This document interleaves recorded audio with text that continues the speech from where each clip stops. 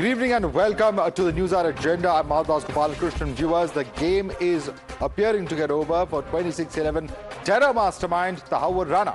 The US Supreme Court has rejected Rana's plea against extradition to India, and Rana had approached earlier the US Supreme Court seeking an emergency stay on his previously allowed extradition. In the appeal application, Rana has contended that his survival chances would be insufficient for facing trial in India, citing multiple factors. Let's take a look at the reasons that have been listed by Tahawur. The first aspect that he's talked about is that he will be tortured in India. That is the first aspect that he pleads. Let's move on to the second aspect that he talks about. He also talks about the fact that he will be tortured as he is a Muslim.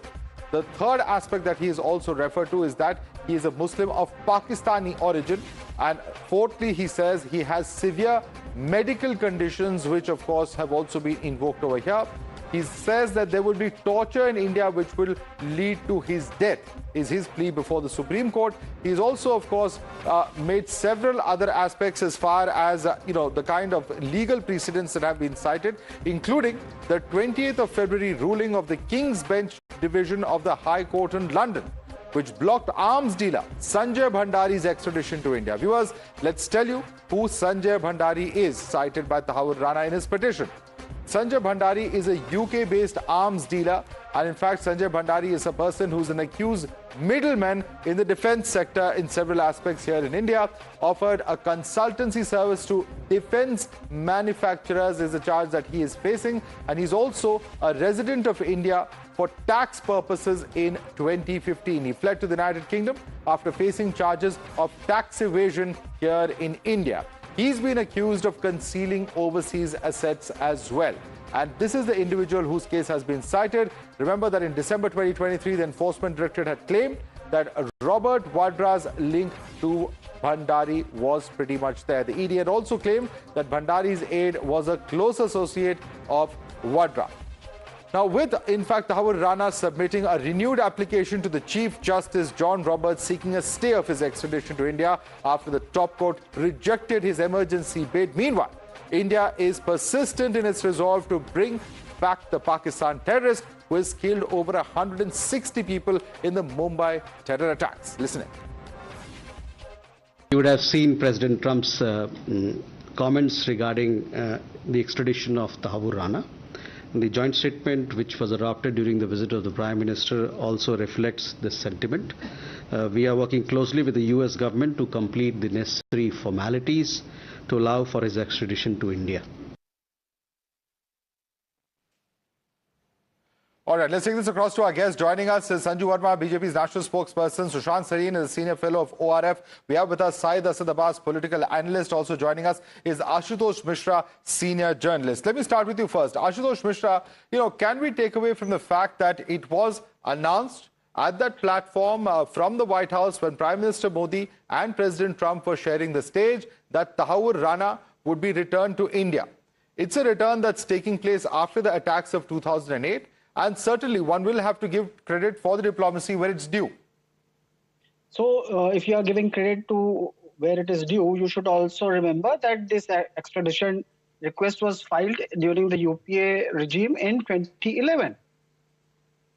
That due has to be given there also. Just see what has happened in case of Sanjay Bhandari. Extradition request filed by the Modi government in 2016. It hasn't been successful. It hasn't been successful in bringing back Malia, Choksi, Mehul. We'll come to Malia and Choksi in just a minute. You're saying that, credit should be given to the UPA government, but the point is that that credit would be given if they were successful in those few years of the UPA and bringing him back. The point is that it's diplomacy that has worked over here.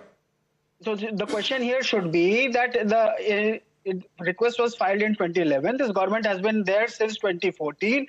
And Mr. Modi has been going to US again and again, and he has been close friends with Trump the first time also. So if all that credit has to be taken by Narendra Modi, then he will have to explain why such a long delay.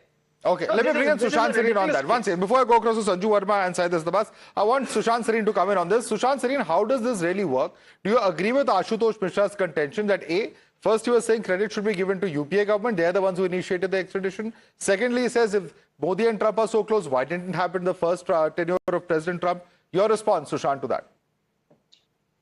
No, look, I don't know what is this this obsession that you give credit to him and don't give credit to the others. Yes, the UPA government did file an extradition request, and they were trying to pursue the case. But at that point of time, look, there were these two guys we wanted to be extradited. The Americans had flatly refused on David Coleman Headley. On Tahavvur Rana, because he was already serving a sentence out there, I think whatever extradition was going to take place after he had served his sentence in the US. That is point number one. And obviously, his sentence has just finished, I think, a couple of months back. And there was no way he could have been extradited at the time when the request was made by the UPA government. I think if you want to give credit to the UPA government. If the enemy of India is being brought back to India to be prosecuted out here and to be punished out here, I have no objections in giving credit to anybody. But again, as far as the NDA government is concerned, I would also then give them credit that they continued to pursue this matter. And they pursued this matter to a point where as soon as this guy had served his sentence, they pressed all the right buttons to try and get his extradition approved. And the American system, I think Trump had already come in by then, were more than happy to extradite him. I'm not very clear whether it was under Biden's time, but Trump certainly had no objections to extraditing him. Yeah. Now this guy is trying to somehow get around his extradition because he doesn't want to come back to India. If he doesn't come back to India, then he'll be released in the US. Right. Number one. Right. Number two, if he comes to India, then of course he will be put through the grind of the legal system. And he will get the punishment he deserves, because yes, this is not that's actually the point I just wanted to bring in. And Ashutosh Mishra, end of the day, you may say whatever you have to as far as Sanjay Bhandari is concerned. It's a fact that he got relief from that court in the UK. But none of those arguments were bought by the Supreme Court of the United States, not even the Sanjay Bhandari argument. And that is a very, very important factor, whether he was, talking about the fact that he's a Pakistani, that he's a Muslim, so on and so forth. None of those arguments cut any ice in the US. I would like to show the mirror to NDA on this also, Modi government. If you remember, Pragya Singh Thakur, what did she say? That Hemant Karkare, a hero of 2611, died because of her curse. No action was taken against her by Modi. She remained the MP till last, and she was put on so many committees. So to try and claim here that all the credit should go to Narendra Modi and diplomats. Of course, Indian diplomats keep working whichever government is there. It's not that if the government... independent, I mean, your concerns may be valid. What does that have to do with Tahavvur Rana's extradition? I don't know. Anyway, Sanju Verma, your response to him, he says that credit should be given to UPA. And why did India not act on Pragya Thakur, who made extremely controversial comments on Karkare, so on and so forth? Please respond. First and foremost, I think Ashutosh Mishra is the newly minted credit GV. He might want to take credit for the UPA, as they say, being more holier than the Pope and more loyal than the king. That is what Ashutosh Mishra epitomizes, though he pretends to be a neutral journalist. But anyway, he's not important. The moot point is this. No, the problem with you is... Now you had your say, please don't interrupt me. Okay, one by one. Let's not get personal. It's okay. Let's not get personal. Sanju Verma, respond to the issue being raised. Yeah, please. Yes, I'm responding to the issue and I don't want to be heckled because I don't interject people. Thank you, Madhav. First and foremost, let's get one thing very clear. The NIA put in an extradition request in 2011. The UPA... The Congress-led UPA was in power till about May 2014. Nothing happened. There was absolutely zero movement on this count.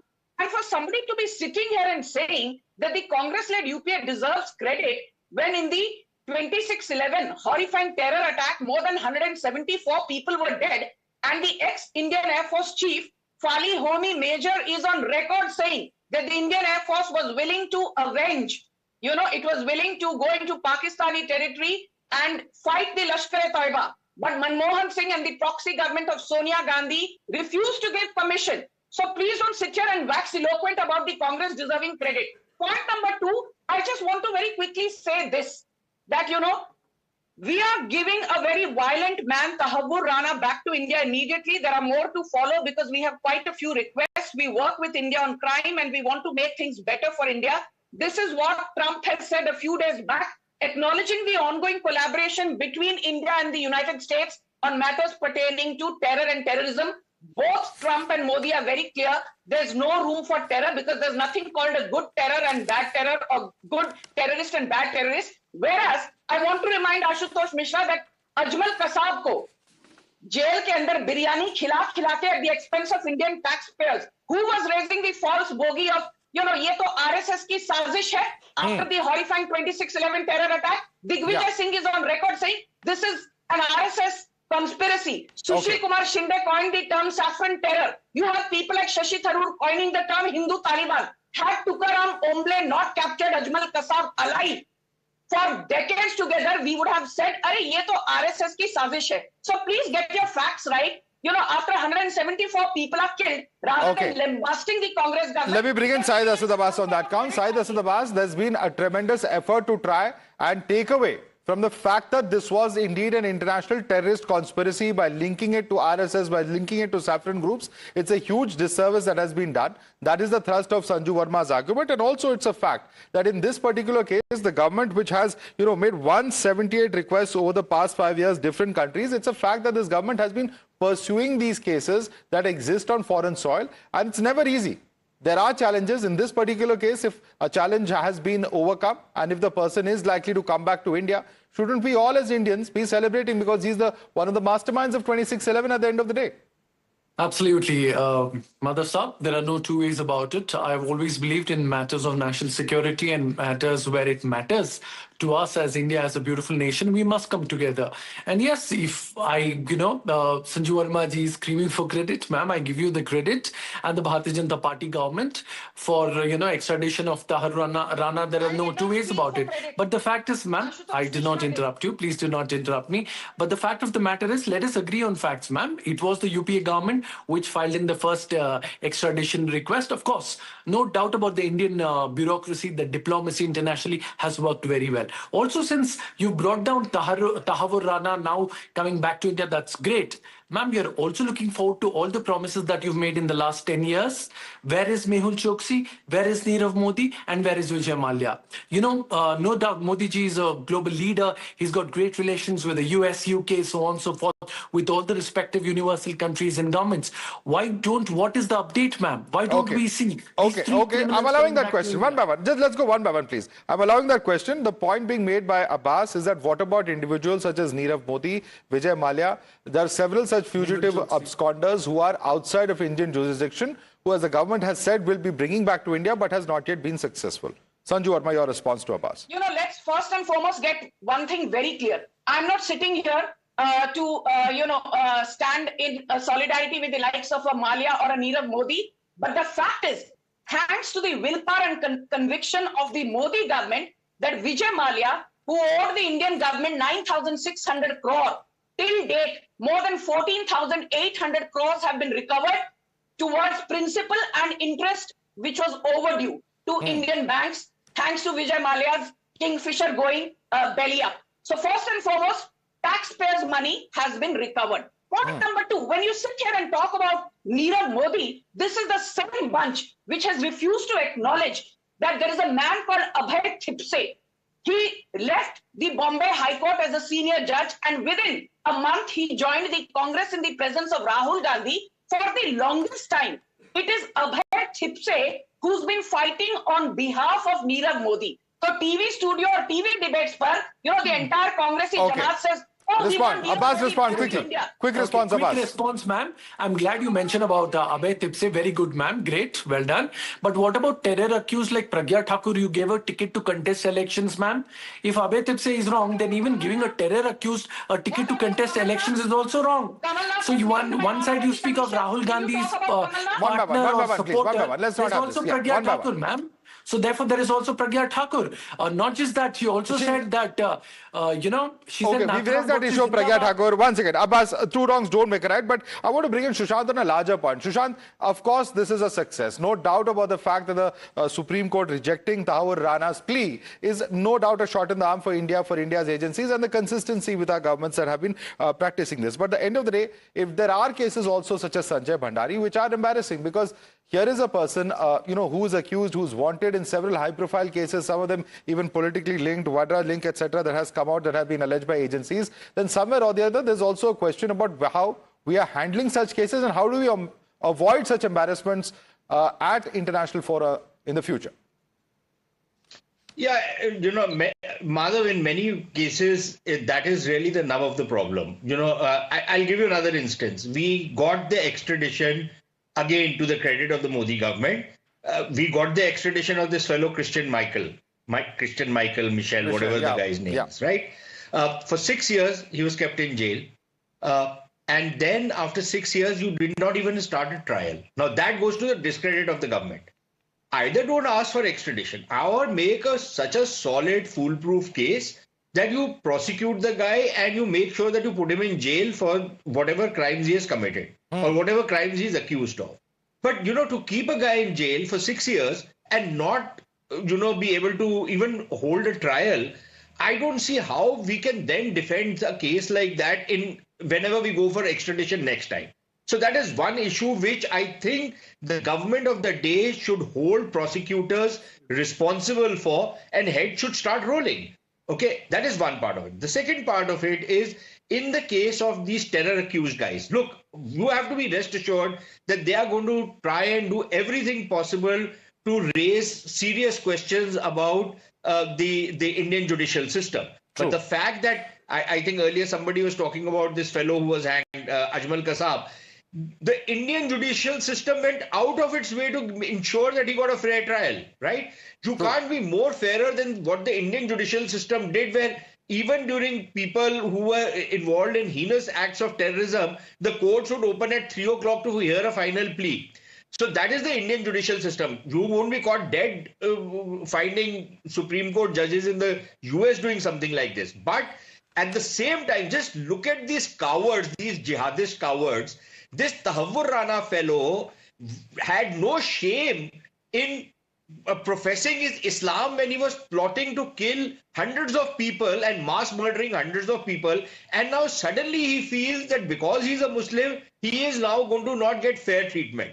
Right? Just look at his cowardice. Just look at his cowardice that he never thought for a second time when he was plotting the Mumbai attacks or the Denmark attacks or various other attacks he has been involved in, or he was hobnobbing with terror groups. But now suddenly he's a little scared little pussycat who's terrified to face the wrath of justice, which is what is going to visit him. I think that is also a lesson for many people.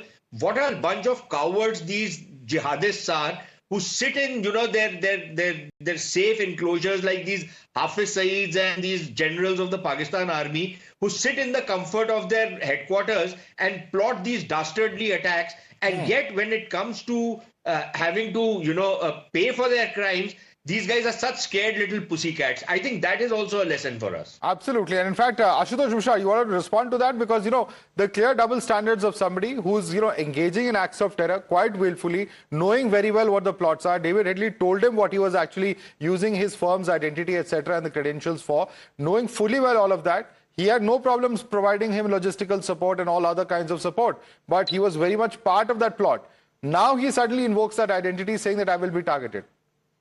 So, since you are talking about double standards, Sanju Verma hasn't criticized Pragya Singh for saying that Karkare, a 2611 hero, died because of her curse. She hasn't done that. Talking about double standards and what Mr. Sareen was talking about Christian Michel. If you remember, Christian Michel had said that, this was before he got caught, that Modi had asked him to name Sonia Gandhi, and which he didn't. And that was that meeting he had just for the record, in New York. Just for the record, you've not responded to the hypocrisy that Sushant pointed out either. But nevertheless, since you've invoked Sanju Verma's name, I'll allow her to respond to you. Sanju Verma, your response. Sushant Sareen and Ashutosh Mishra may have their own views, but the fact of the matter remains, and let your audience know this, that the 1993 Mumbai blast, where more than 250 people were killed, the key accused was a man called Abu Salem.